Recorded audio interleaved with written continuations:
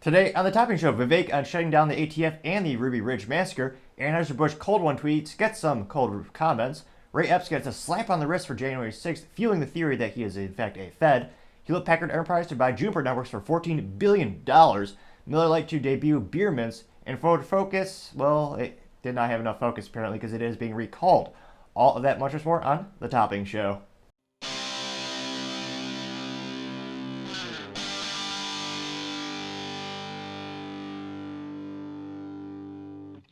Thank you everyone for taking the time to tune in today. Today's episode of the Topping Show is sponsored by Topping Technologies. Topping Technologies is an IT value-added reseller and services company with a special proficiency in IT security. Heck, I see their founder at least twice a day. Guys say he's quite handsome and brilliant. He's me, you see, that's the joke. If you're an IT leader or a business owner, you can reach the team at sales@toppingtechnologies.com. Also trying to get to 4,000 subscribers by the end of January, so if you click that button, I'd greatly appreciate it. Now going over to the business part of the podcast, you have Hewlett-Packard Enterprise to buy Juniper Networks for $14 billion in all cash. Now, this is pretty surprising to see my former employer go out and buy yet another networking company, especially at that price point. That's a 32% price point premium on the current Juniper stock price. Now granted, that fluctuates seemingly every microsecond, so by the time this video is rendered and published, that 32% premium might be more or less depending on what it's trading at, but still is one of those instances where Hewlett-Packard Enterprise, they say this is going to help them with their AI computing, and maybe. So Hewlett-Packard used to have a very rudimentary networking technology, especially for Wi-Fi. It was one step above Walmart Wi-Fi, which again, if you're a business, which is again Hewlett-Packard Enterprise, they are exclusively for business environments, unless you're a techie like me and you like having some enterprise gear at your house. But if you go to somewhere like Nebraska Furniture Mart and you look up at the ceiling, you'll see some Aruba Networks gear. Same thing at Home Depot. You'll see some Aruba Networks Wi-Fi. I forgot the AP or the access point model number. But nevertheless, it's a fun game. If you ever go to a store, you like to kind of nerd out like me, play the I Spy game for the networking access points. But nevertheless, Hewlett-Packard Enterprise was best known for servers and storage. Subsequently, they bought out Aruba Networks, which is formerly founded and CEO by Kirti Moti, a brilliant engineer and founder, in fact. And that was pretty good. They had some great, they were really, really best known for Wi-Fi technologies, being easy to deploy and manage. And HP bought them out. They treated them almost as an independent subsidiary for the first couple of years, which I think is the best way to really get a lot of benefits, since you're able to move, as a company, you can move more agile, helps customers better. There's a lot of upside to that. And subsequently, Kirti is no longer there, unfortunately, and it's one of those things where it's become more integrated into the parent company, Hewlett-Packard Enterprise. And Juniper Networks, if you look at like your networking options for IT or enterprise IT, you have Cisco, which is the 800-pound gorilla. They more or less invented the whole product category, and they have well over 50% market share. And there's even an age-old saying, no one ever got fired for buying Cisco. Though when I was a field representative for Aruba Networks, I would always joke and say, yes, but no one ever got promoted. Why not be bold and try something different? But nevertheless, you basically had Cisco, then you had Aruba, which Hewlett-Packard Enterprise bought, and then you had Juniper. And then you have some other companies that you could debate if Fortinet is really a networking company. They're a firewall company that later became a networking company, making wireless access points, switches, and now even phones and more things than I could possibly count. So they've expanded exponentially, but in terms of the industry categories, there's not a lot of networking options. There's basically the big three. One could perhaps compare it to the Detroit automotive companies. And I'm not sure if the SEC is going to sign off on this, because in terms of options, this really narrows them down. Now, it looks like, looking at the article from Emma Thorne over on LinkedIn, they noted that, again, it's a $14 billion bid, and it's going to be, the goal is to boost their artificial intelligence, which there is some great intellectual property. Juniper Networks, I believe, is fiscal 23 Q2 or Q1. A couple years ago, perhaps, they actually bought out Mist, which is kind of a funny name when so many things in IT are compared to vaporware, which is things you advertise but never actually come to the market. Now, Mist was a very well-known enterprise wireless access point company that utilized a lot of AI technologies to make the solution easier to deploy and manage and maintain. And Juniper went out and bought that company, since Juniper was best known for switches. Switches not being the Nintendo Switch, but the switch where you have lots of Ethernet, all the cables plugged in there. trying to make this somewhat rudimentary so you can understand it on a conceptual level, not have to dive into the details. So Juniper did buy out Mist, and that's been integrated into their full stack of solutions. Now, Juniper switches, though, the architecture is very different. It's kind of like in some cases, almost like a different language. You have people that are Cisco guys. They train. Cisco also has a great monopoly on the training community, the certifications. So there's some. It'll be interesting to see, like, how does this integrate into Hewlett Packard Enterprise, their legacy switching technologies, and with Aruba, the interfaces in terms of your online management. Perhaps, hopefully, I'll get upgraded. It's been lacking past couple of years, unfortunately.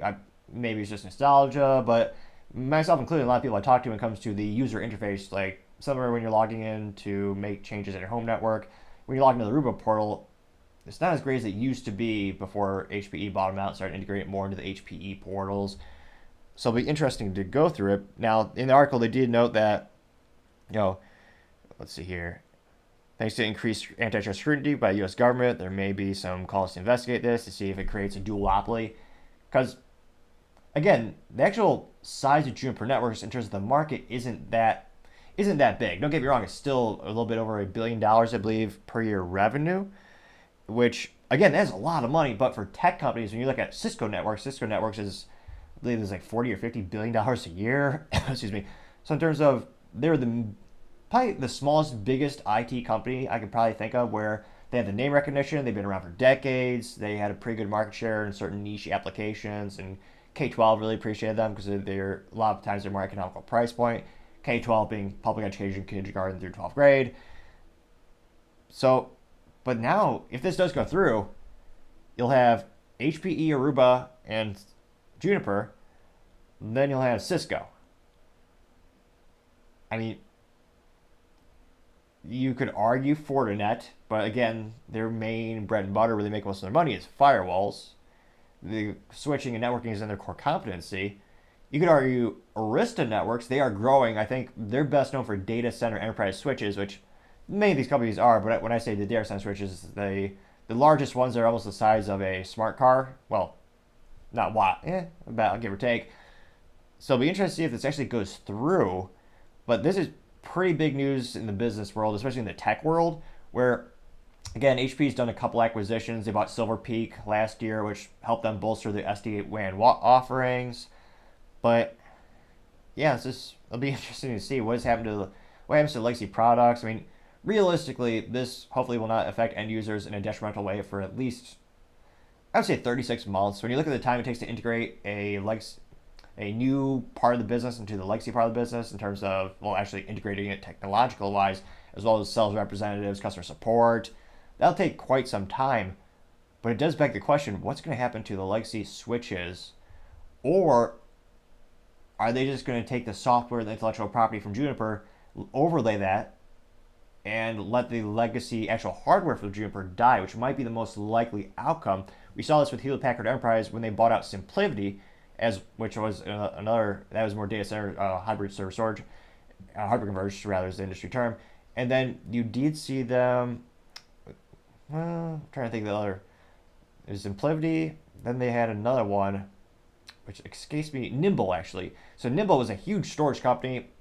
Again, they had predictive analysts they had predictive software technologies that would actually know when your hard drives are going to fail before you did, and that was basically the secret sauce that made Nimble technology a great storage solution. So Hewlett Packard Enterprise subsequently bought out that company, and for a while you had the HPE storage where it was just that product. They at first just rebranded it, but then eventually that technology, that software, integrated it into all their storage solutions. Now it's going to the servers, and subsequently there's no more Nimble storage. I believe it was within the first 12 months the sales reps were all let go.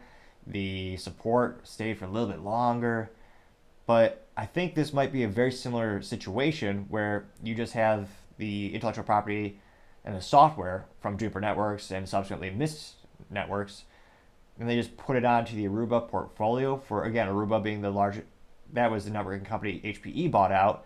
And truth be told, I should have brought an access point to put on the table as a little display accoutrement. But nevertheless, it'll be interesting to see. But let me know in the comments, do you think the SEC will shoot this down? Again, Juniper doesn't have a huge part of the market, but they themselves are one of the biggest. So it's not like they own, I don't even think they own double digits in terms of the market share for Juniper. But let me double check these details real quick. I'm trying to see. Let's see here. And of course, hindsight's 2020. After this news, Juniper, their stock jumped up. Interestingly enough, HPE actually went down a little bit, perhaps because they're so concerned about other past integrations where they didn't make money off the acquisition or just wasn't as smooth as they planned.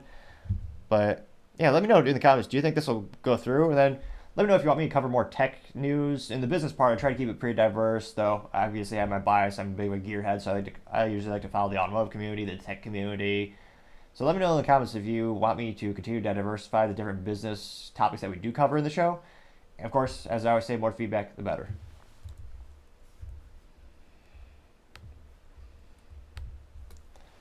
Other interesting business news, you have Miller Lite to debut beer mints, which I never thought was a thing until now. Now this comes to us thanks to Mike Snyder over at USA Today. And, excuse me, now they know that Miller Lite is releasing a non-alcoholic beer mints for those participating in Dry January. So in terms of marketing, it is kind of hilarious to juxtapose this to Budweiser, where Budweiser said, why don't you celebrate the new year with a bucket of beer? Which, I can't think of a sadder way to ring in the new year than drinking a Budweiser. I mean, at least have a good whiskey or something so you don't, something that actually tastes good. But nevertheless, this is an interesting juxtaposition where this company is trying to, I don't think this is really going to expand the product categories in terms of this is going to be a big part of their business in the future. I mean, because again, for how much revenue they get from the actual liquids that they sell, I mean, I should clarify, I don't think this is going to be a huge product category. I think it'll be maybe more successful than a traditional novelty item. Now, they describe this, say that, let's see here.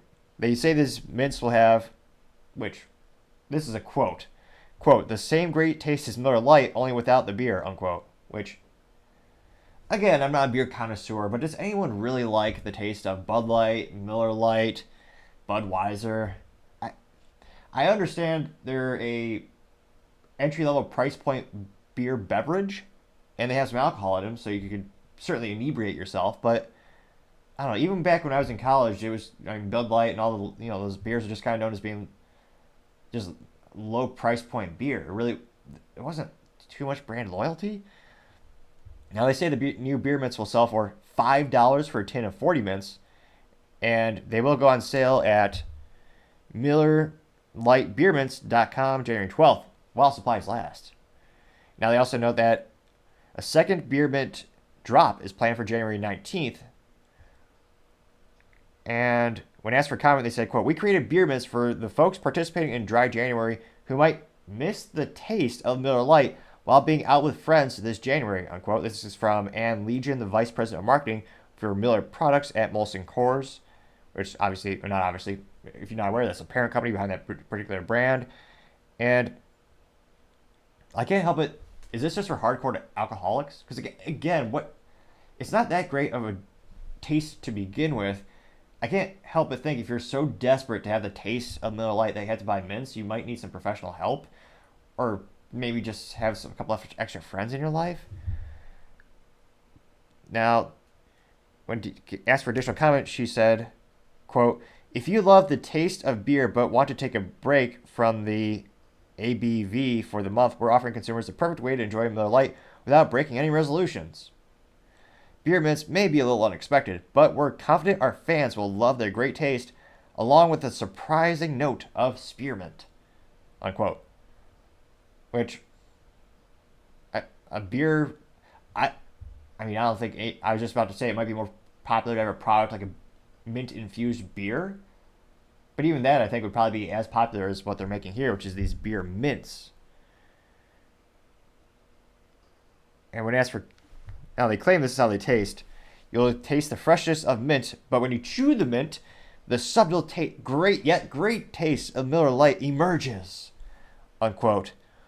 And it's hilarious. I have to describe what a mint is. So they clarify too as well. They say, quote, the mint leaves consumers' breath feeling fresh and their taste buds hoppy, unquote. Which, I guess I do appreciate a little pun or a little wordplay where it says hoppy instead of happy. I don't know if that's intended or not, but that's how I interpreted it. So again, it'll be interesting to see how much demand there is for beer flavored mints. But I mean, this seems like one of those novelty things. Like Kevin literally always says on Shark Tank, where there's certain products where they're not investable in terms of you're not going to knock it out of the park. You can't make a living on the product, but there are certain novelty items that can make a short-term profit. And think of things like the Pet Rock, which was actually brilliant marketing. People bought a Pet Rock, which was just a rock in a box with a little manual. I mean, that was brilliant marketing. It made a guy a millionaire, and the cost of goods are very, very, small. But you only buy it once, and again, it's a novelty. It's not something to make your life more productive, and certainly not to make you more intellectually creative. I mean, this seems like a stocking stuffer for Christmas for like an alcoholic uncle or something. But let me know in the comments, would you ever purchase Miller Lite beer mints? And do you think this will be a long-term product? Will this just be they make this 1 year and they would never do it again? Or could this be so successful that they sell it throughout the year, not just in dry January and when people are attempting to have New Year's resolutions? And I say attempting because unfortunately many people don't write down their goals. Just statistically speaking, that means they're less likely to achieve their goals. A lot of people get discouraged and they stop it. Nevertheless, I don't know. To me, I've given the volume of a product they could probably move. They'll probably make a short-term profit on this. Who knows? I might be wrong. This might be the best idea in the world, and maybe tomorrow everyone will have their pockets lined with beer mints. But I don't know. I would say this is most likely going to be a short-term trend, but who knows? As I always say, time shall tell. Now going over to the culture part of the podcast, you have Anheuser-Busch Cold One tweet is ratioed with mostly cold comments. Now again, you have Anheuser-Busch and Bev owning 40 plus beer brands, and in terms of marketing, it is good to have each individual profiles for all these on the social medias, so you can have individual marketing campaigns, you reach different consumers that have different preferences for taste. Well, wait a minute. I would argue they probably all taste the same. So you can reach individual consumers who have different levels of burnt taste buds or lacking of taste buds, perhaps is a more accurate description now that I think about it. And Anheuser-Busch, that's the US-based entity, granted it's still a huge Belgian-based Anheuser-Busch InBev. Anheuser-Busch used to be, family-based, good old, but nevertheless, I digress. Now they had a little tweet, or as some people call it, a post on X, Twitter, and Anheuser-Busch simply said, quote, "Now that's what we call a cold one," unquote, with that in all caps. And they did use punctuation properly, so they do have someone in the grammar department there. Now, the picture that they chose to display is I suppose that's a fridge. But, well, yeah, it looks like it's lined up in a little rack in a fridge. And it's 5 Budweiser bottles, and it's got a little layer of frost all over all the bottles of Budweiser. And in terms of good marketing, it looks like the glass is actually manufactured to the point where the mold in the glass has a little indent for the Anheuser-Busch logo. And given how much they've destroyed the brand Bud Light, which again, Bud Light lost about 30% of their sales week over week since the April 1st Dylan Mulvaney controversy. But again, they paid $185,000 for like 2 pictures and a video, which, geez Louise, I can't imagine making so much money for doing so little. But they thought it would boost their sales. It didn't. Quite the antithesis. It destroyed about 30% of Bud Light. Now, Budweiser, that's only about down around 10% of their sales. So perhaps in 2024, this year, that'll be the brand they try to focus on salvaging, because perhaps that's the one that they could turn around the easiest.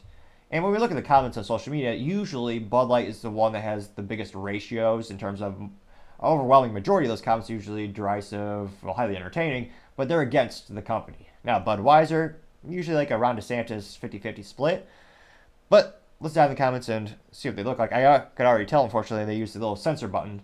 So if you have that little button at the bottom, bottom right of the photo that they post on X Twitter, it's the little hide button. So you gotta click that button to find the cool stuff. Now, it looks like I wrote down the statistics, and within 24 hours, they got 24,000 views. So, not too, still terrible for a multi-billion-dollar company, but for them, not too shabby.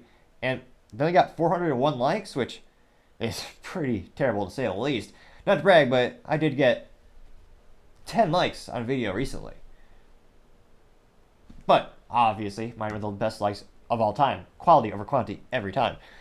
Now, I mean, perhaps this will be a really effective tweet where everyone's like, yeah, we love that your beer is in a fridge. And he says, it's, statistically speaking, the safest place for it. Heaven forbid someone actually drinks it. But let's dive in the comments. Now, the first one comes from Davo.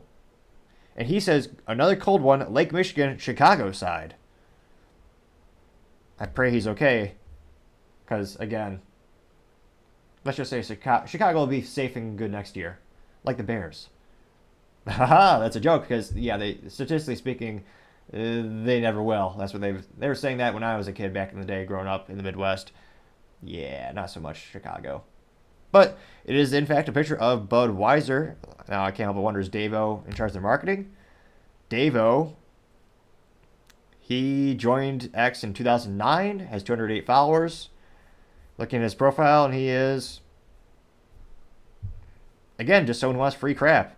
So he's done the, repost to win a gift card for all these different myriad of garbage, including Roku, Domino's, what is this?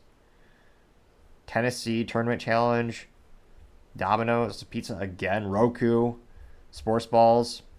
So perhaps he's hoping they'll send him a case of Budweiser, which I was going to say, I don't know if that's a death threat these days, but I can't imagine getting someone sending that to me.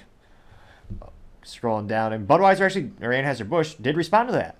So it looks like that picture got 2 likes, which, again, for Anheuser-Busch, that's pretty good. Usually, all the comments that are positive and neutral towards the brand are usually getting 0 or at most 1 like. They got 2 likes. That's might be a record. And I suspect Anheuser-Busch, in fact, was one of the people who liked it. But again, that's partially their job. And they did actually respond. So usually they have, perhaps many of them are inebriated by drinking copious amounts of Bud Light. I can only assume they're doing that at the headquarters past near year with their marketing decisions, because usually they don't even respond to the people that are giving them accolades or being neutral on social media. In this case, they did. So perhaps they're waking up from their stupor just a little bit. Now, Anheuser-Busch said, quote, "That's our kind of view," to respond to that gentleman who had the picture of the can of Budweiser by the lake. Although no one liked the Anheuser-Busch reply. No one liked it, but it's there. Another one comes from Karen Schmaninsky, and she simply says, "Ooh." That got 2 likes as well. And it looks like Anheuser-Busch replied to her saying there's nothing better. Which, I can't fathom how sad your life would be to have that type of perspective or that delusion. There's nothing better in life than a cold Budweiser? Nothing?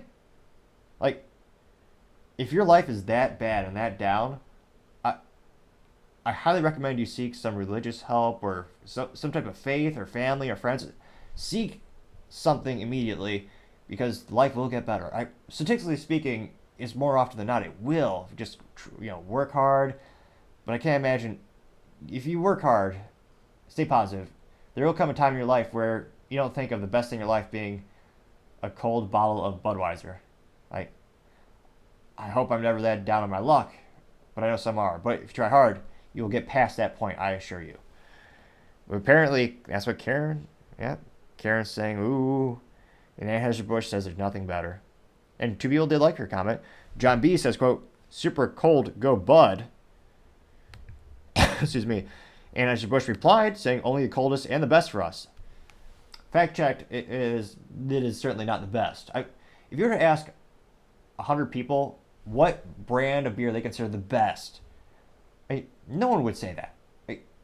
Again, if you had unlimited budget, if you want maybe the best per price point, perhaps, but the best, of all the beers, Budweiser's the best. I can't fathom maybe they've never had other beers before. Yeah, I don't know how I'm going to say. Where's the fact checkers on the X Twitter? I certainly can't believe that's true. And John B, let's go to this profiler. He says super cold. He has 162 followers, joined in 2011. Let's see here. And I'll be damned. Person's got original thoughts. What's a Pokemon game called? Squirtle? Wordle? Wordle. Yeah, that one. Pretty sure it's a spin-off Pikachu and Pokemon. Nevertheless, he looks like he has a lot of tweets around that game, whatever the heck it is. So it is a real profile. I'll be damned. A real person responded who isn't just a bot or someone who's inebriated. Cody Haggerty replied saying, quote, "The best Budweiser I ever had was at the St. Louis at the headquarters." He got 2 likes for that. He has 56 followers, joined in 2017.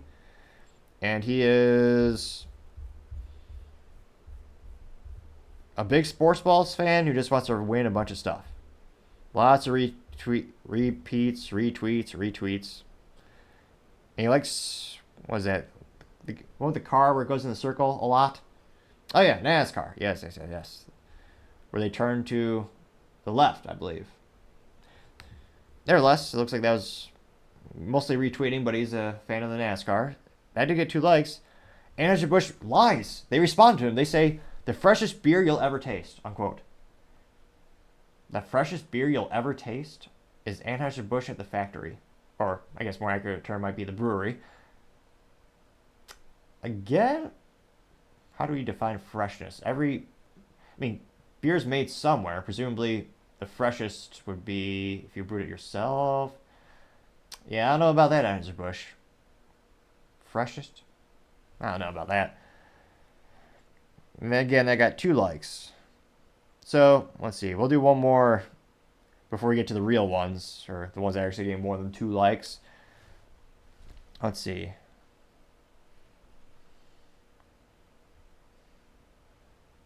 Steel says, has a picture of the not Budweiser branded, but the emoji of the beer glass, and he simply just said Bud. And his profile picture is in fact it's a picture of a Budweiser can. He has 63 followers, joined in 2009, so been around for quite some time on the X Twitter. Let's see here.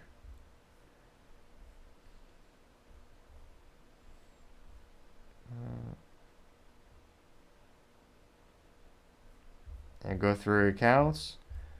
And repost a lot for Budweiser. So I don't know if he works there or just maybe he's a legitimate fan. But very much repeats or reposts for Budweiser, like everything. But let's go down to the comments that are actually getting, real likes. So the first comment that got 1 and 2 likes comes from Digital One Profit. And he says, quote, "Dusty? Been sitting too long," unquote, in reference to the frosty Budweiser bottles. They got 24 likes, which, as youth might say, the ratio to say the least. Or they did the ratio? I'll have to read Urban Dictionary later today and figure that out for sure.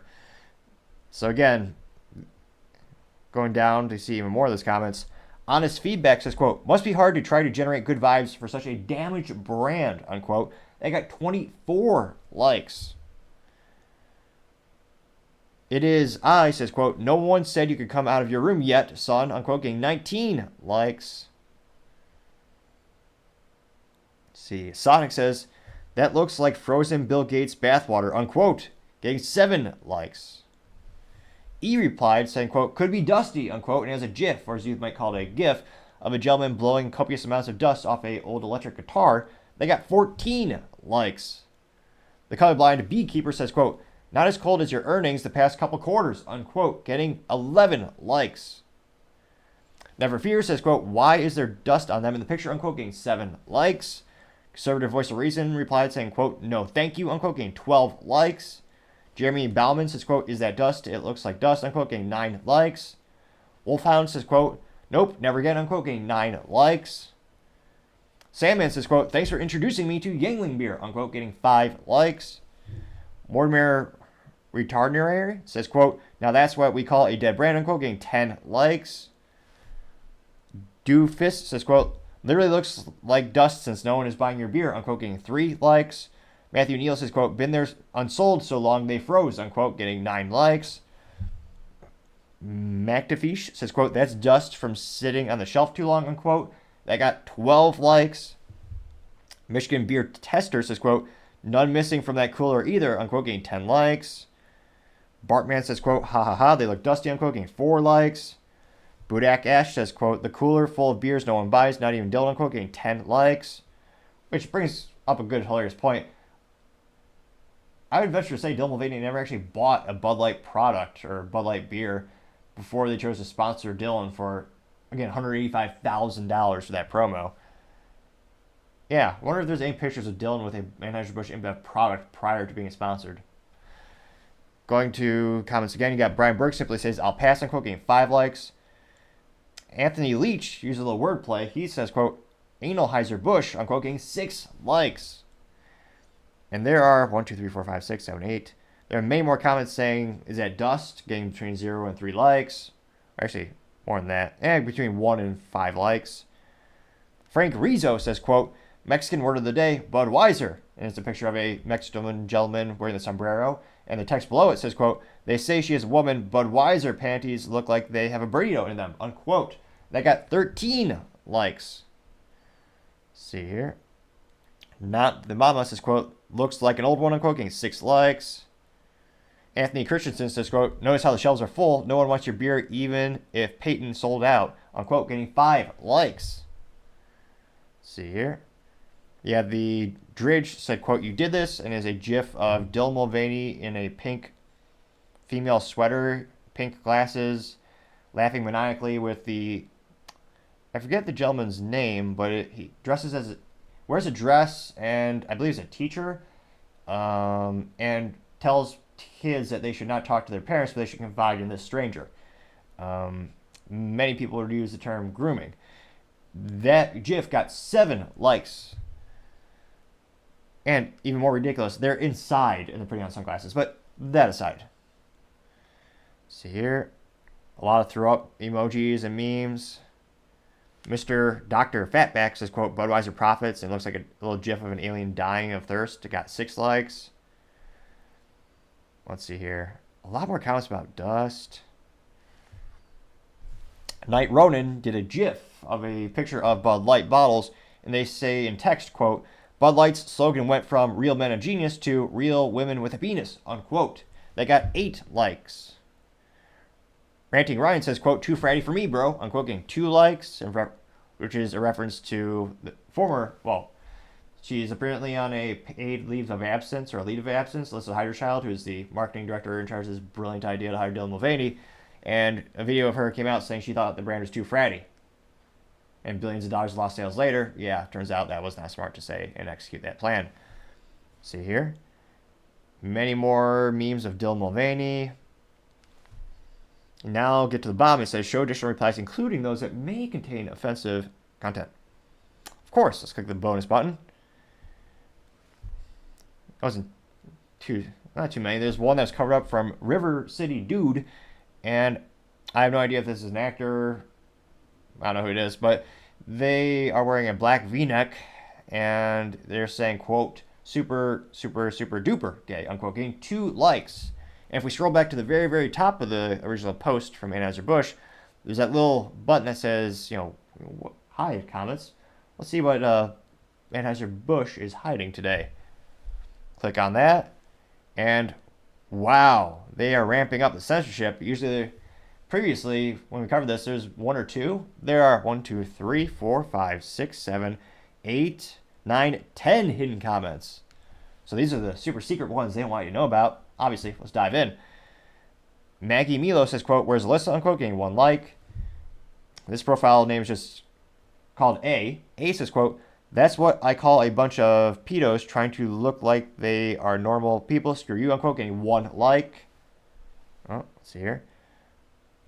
Curtissa67 says, quote, they are all outdated, would be my guess, F Anheuser-Busch, unquote, getting 2 likes. Right from, right from the D says, quote, freezer burns since no one buying them except Dylan Mulvaney, unquote, getting 3 likes. JSB12 says, quote, boycott is still on regardless of what Dana White says, unquote, getting 3 likes. Boodog Democrat says, quote, is that the way Dylan likes him, unquote, getting 4 likes. Oh, this is the super hidden. So this is hidden, and then it also apparently may have gone against Twitter's terms and conditions, so you had to click 2 buttons to see this. Scarface simply replied with a picture of the iconic, prolific picture of someone standing on a on a grave doing the peace sign, and the gravestone says Anheuser-Busch 1876 to 2023. And it's a picture of Alyssa Heiderchild photoshopped in the person doing the little peace sign. They got 2 likes. Let's see here. Dave says, quote, looks dusty, boycott Budweiser. and it is a picture of Dylan Mulvaney in a ponytail wearing a female swimsuit, and below Dylan that is a picture of a man dressed as a horse, or like a Halloween horse costume, and juxtaposed is a picture of a biological woman who's extremely attractive, and below her is a real picture of a horse. That was also hidden. Hip Plains Drifter says, quote, boycott is still in progress, idiots. Coach Dan says, quote, do those beers have an expiration date, unquote? So, as youth might say, Anheuser-Busch was ratioed, to say the least, and it's fascinating to see from a cultural perspective. It almost seems as if the boycott has increased a little bit. Where, in terms of social media, prior to this, it's maybe Ron DeSantis ratio, where about half the comments were negative for the Anheuser-Busch social media profiles. Again, this is just one outlet of social media, being on X Twitter. But, yeah, I have not seen so many negative comments in quite some time. And I can't help but think the outlook for them in 2024, probably not going to be too much better, even though they are spending record amounts on marketing and getting sponsorship deals with the UFC and multiple Sports Balls fans and Sports Balls figures and other musicians as well. But let me know in the comments, do you think these negative comments on social media will start to go away throughout the 2024 year? Or do you think there'll probably be more or less, or maybe they'll just start to ramp them up and have even more comments? As I always say, time shall tell.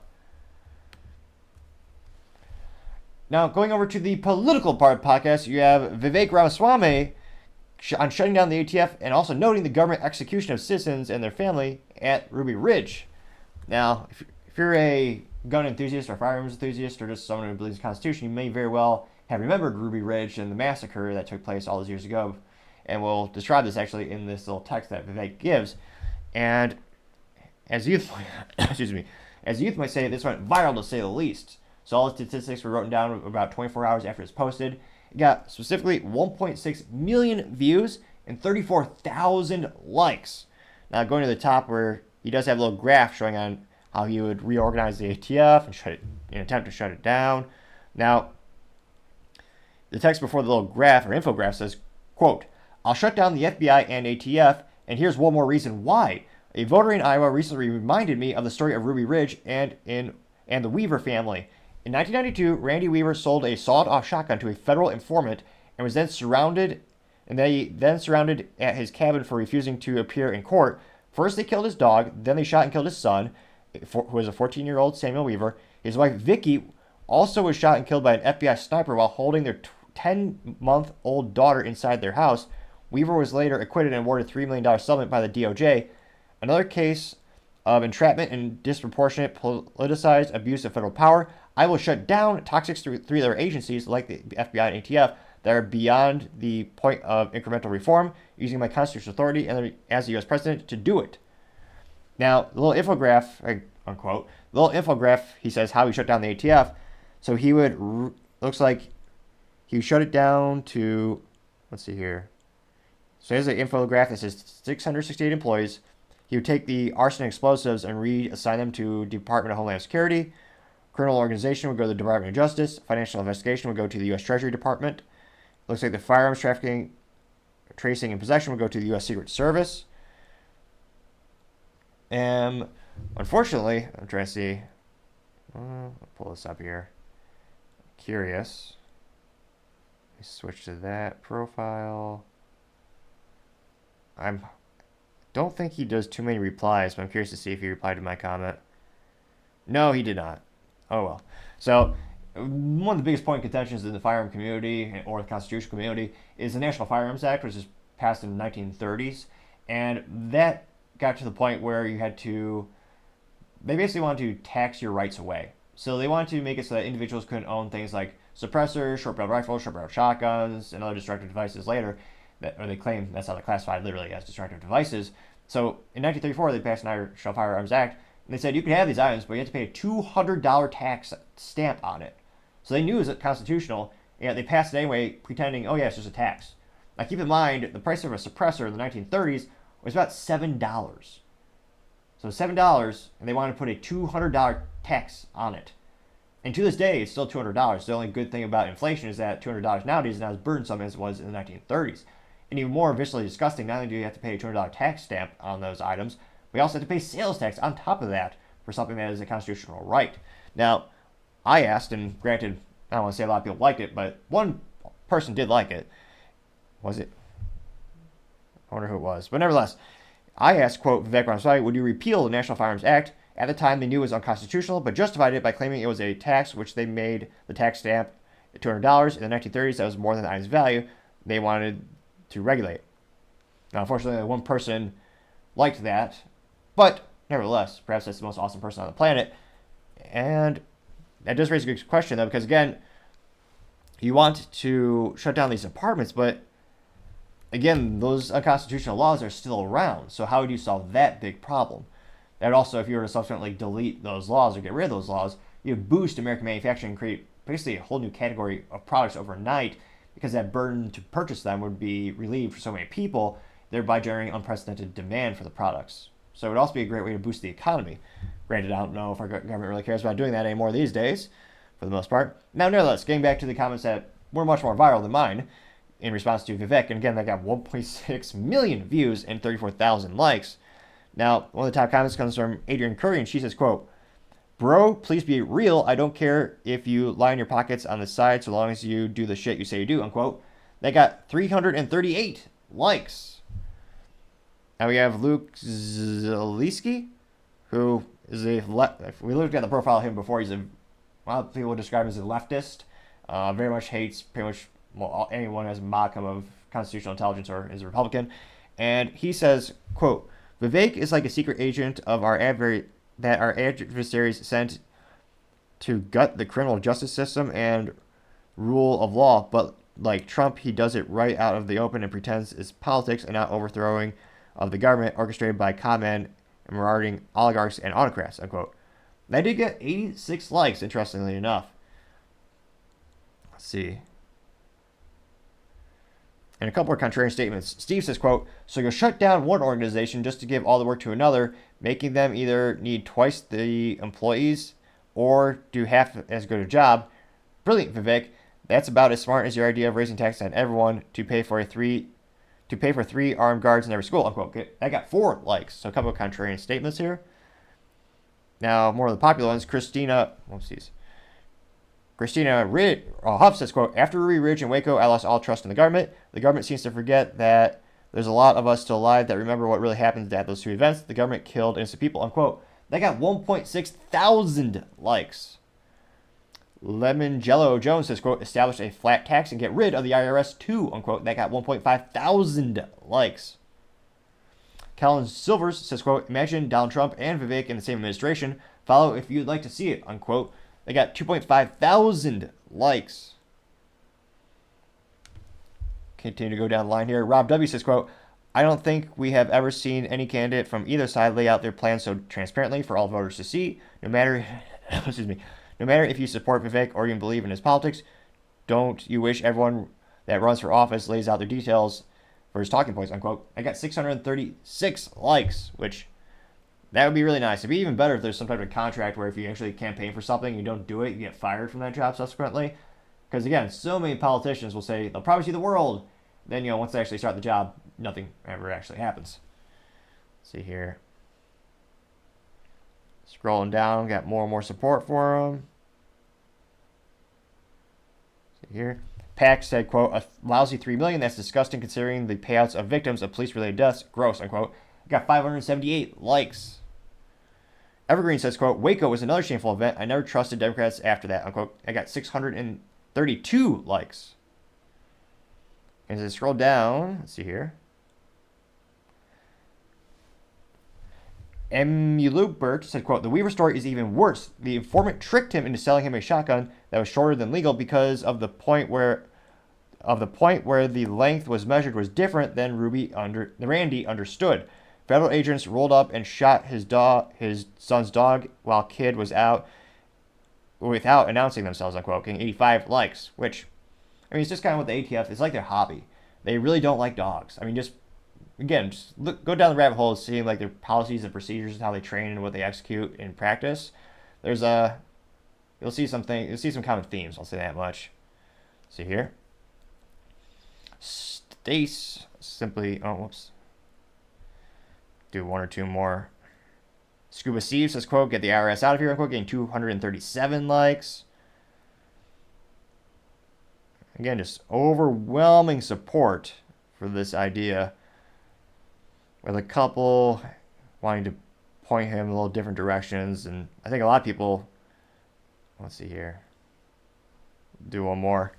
J.K. Johnny said, quote, in his little infographic, not really infographic, a little picture of the Ruby Ridge family, and the text says, quote, Ruby Ridge, never forget how far the government will go to kill you and your family, unquote.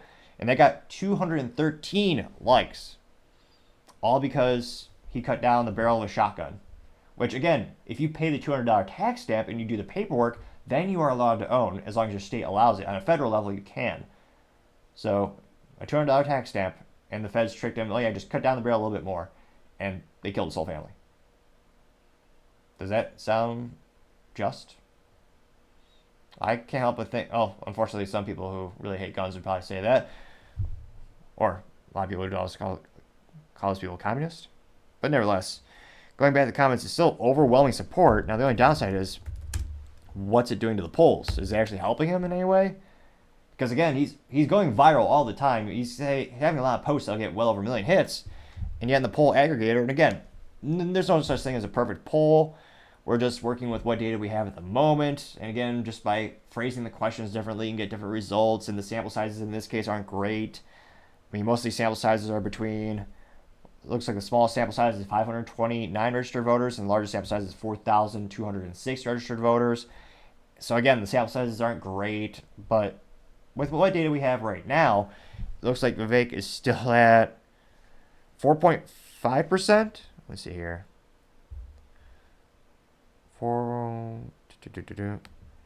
Yeah, so he's a little bit down.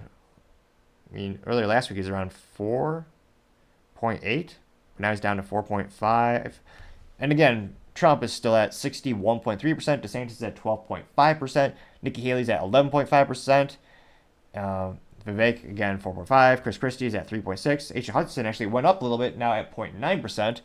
So nearly at that 1% mark. He's been fighting to get that all for actually about a year. So it'll be interesting to see. But again, a lot of people are agreeing with him. He has a lot of policies that people really find favorable on social media. But again, we will find out shortly when the tires hit the pavement, so to say, how much of that correlates to the real world results. Other interesting political news, you have Ray Epps gets fined only $500 in community service for January 6th, further fueling the theory that he is in fact a Fed. Now, again, if you go to, we'll play a quick little video of him. This got brought to a lot of people's attention thanks to Greg Price over on X Twitter. And Greg Price said, quote, breaking, Ray Epps, the only January 6th protester who actually told people to go into the Capitol, has been officially sentenced to serve 1 year probation, $500 restitution, and 100 hours community service, while many January 6th protesters are rotting in jail for nonviolent crimes. Epps escapes a prison term entirely, unquote. Which is true. They were literally arresting grandma because she walked into a building and was escorted by armed guards. They actually opened up the doors. We know this thanks to Tucker Carlson releasing a lot of this footage. He had video of police opening doors and guiding people through the building. And yet a lot of those people are stuck in solitary confinement for months, and even, I believe, almost a year in some cases. And we'll play this quick little video of Ray. Let's see here. And again, this got 2.6 million views in 24 hours, as well as 20,000 likes. And without further ado. Tomorrow, we need to go into the Capitol. Into the Capitol. What? No! Peacefully. Fed. Tomorrow, I don't even like to say it because I'll be arrested. Well, let's not say it. We need to go. I'll say it. All right. We need to go in. Shut the fuck up, Boomer. To the Capitol. Based Fed posting? We need to go into the Capitol. I didn't see that coming. Okay. Monument Hill. President is done speaking. We are going to the Capitol, where our problems are. It's that direction. Please spread the word. All right. No, Dave, but one more thing. Yeah, so can we go up there? No? When we go in, Are we going to get arrested if we leave go this up there? here. You don't need to get Did you shot. arrest us all?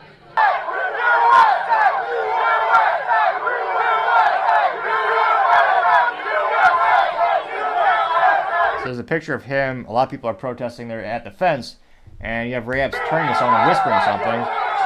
And after he whispers something, then the crowd actually pushes the fence towards the police. And at that point, it looks like the fence falls down, and then they just go all in.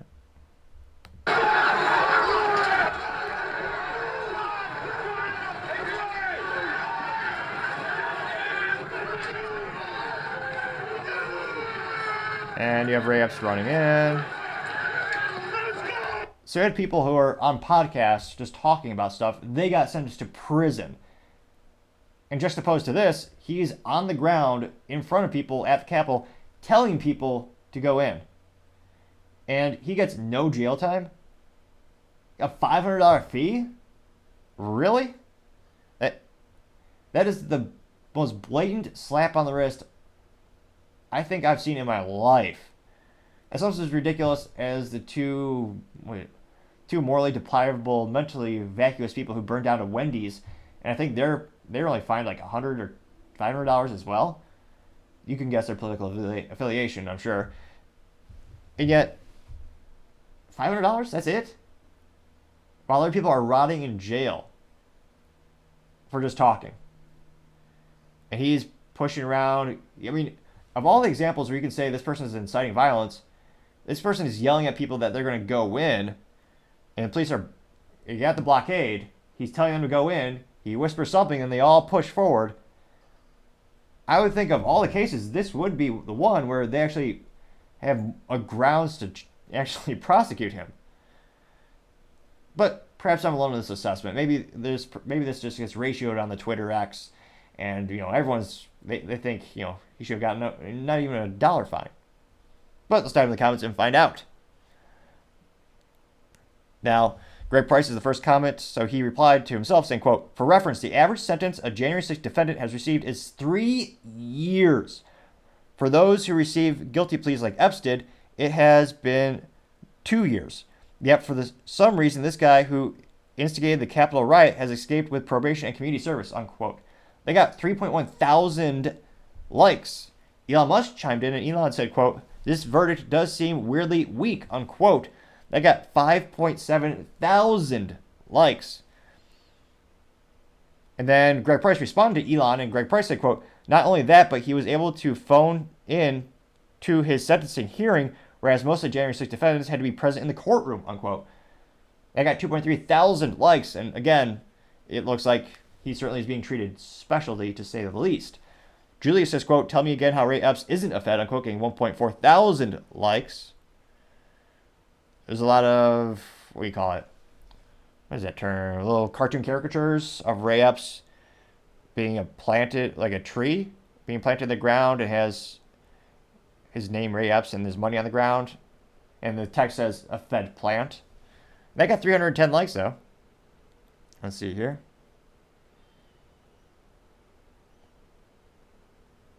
Big Fish says, quote, "We should subpoena all the phone records of Ray Epps, his locations." And there's a lot of people taking videos, and Ray Epps just happens to be standing around. They got 895 likes.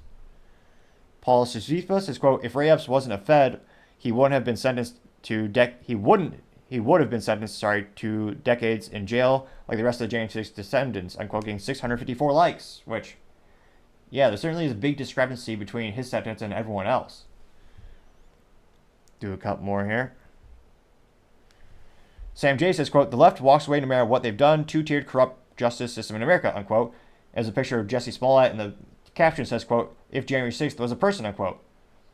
And he, of course, was the mentally, morally vacuous actor who pretended and faked being attacked in Chicago by MAGA Republicans, while he was just holding onto his Subway sandwich.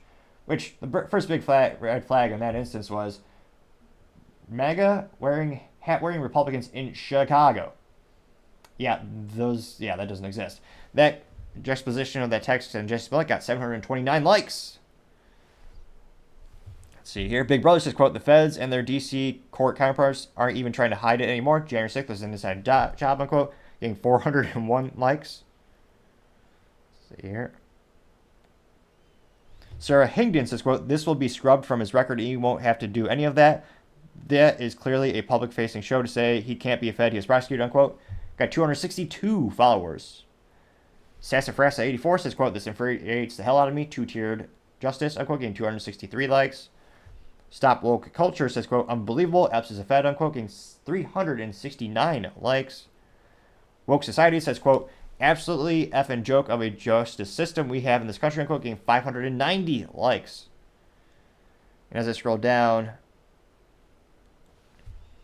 Zero Dad says, quote, ask a Democrat if it was Alex Jones doing what Epps did on video, would it be the same outcome, unquote.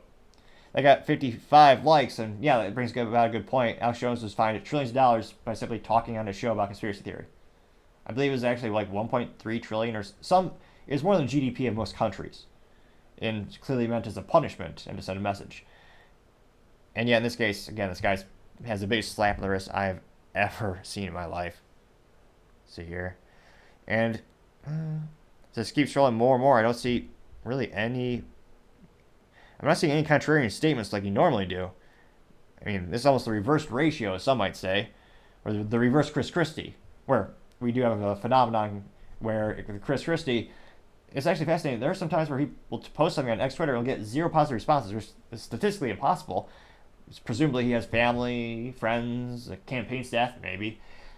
And yet sometimes he gets 0 positive responses. This is the antithesis. This has pretty much everything is just positive and agreeing with the original statement. Perhaps because of the overwhelming evidence and perhaps just common sense. So it'll be interesting to see if we just get this filtered, I was going to say it's not even filtered, watered down justice, this moderate illusion of justice where, again, he got the biggest slap on the wrist I've ever seen in my life. I can't but think this will just erode what little faith there is in the justice system. And it'll be interesting to see at the end of the day, do we actually hear the truth about Ray Epps in terms of his actual involvement, in terms of was he following orders by someone else, most likely? I mean, it'll be interesting to see if we ever, at the end of the day, find the real truth about Ray Epps. Now, going over to the business blunder of the day, you have Ford Focus recall. Apparently, the quality team over there was not, in fact, focused on their job. Although, interestingly enough, they're a unionized workforce that are paid more than most of the competition. I thought they'd have the best results for checking all of that. But fascinatingly enough, they actually have the lowest quality vehicles in instance of the unionized labor. I'm sure that's a coincidence, though. Now, going to this article from Emily DeLetter on USA Today, they note that more than 100,000 Ford vehicles have been recalled following an issue with the loss of oil pressure that could increase the risk of a crash. Now, specifically, it looks like a total of 139,730 units are potentially affected by the recall. They know that it looks like it is the 2016 to 2018 Ford Focus and the 2018 to 2022 Ford EcoSport vehicles. It looks like apparently after the oil pump drive belt or drive belt tensioner may fail, which could result in the loss of engine oil pressure. According to the recall notice from the National Highway Traffic Safety Administration, the loss of oil pressure can result in an engine stall and loss of power braking assist, which could result in a risk of crash and increase the risk of crash. Which, geez Louise, I don't know who's working their quality assurance team or their testing team. I don't know, perhaps they're inebriated by drinking Bud Light, but Ford's had a rough couple months where they've had, also they had a recall on the most iconic product. Again, I am not a doctor. However, if you click the subscribe button, it very well may assist in my speaking ineptitudes and stuttering. There's no guarantees in life. Truth be told, there might be just one or two, very few to say the least.